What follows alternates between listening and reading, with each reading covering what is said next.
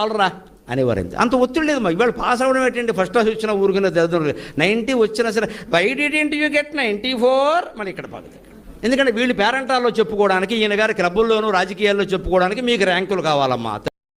ప్యాకేజీని బట్టి కదా పిల్లల్ని ఇచ్చేది, డబ్బు ప్రవర్తన బట్టి కదా ప్యాకేజీ.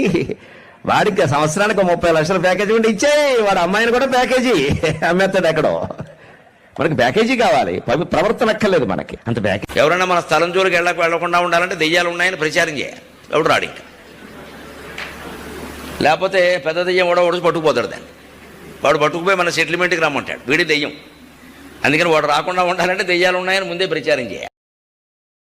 బాగా డబ్బున్న వాళ్ళు ఎవరినైనా మీరు చూడండి, వాళ్ళు ఎవరో ఆనందంగా లేరు. కోటీశ్వరులు ఉంటారు కదా మీ కళ్ళెదురుగా, వాళ్ళని కనుక్కోండి ఆనందంగా ఉన్నారేమో. కనీసం 2 పూట తిండి తింటలేదు, చపాతీలు తింటారు. దిక్కుమాలిన బతుకంటే అదే. ఆనందం తినడానికి లేదు, అది కూడా ఒకటే చపాతీ, అందులో 2ోది ఉండదు, బరువు పెరుగుతాడు.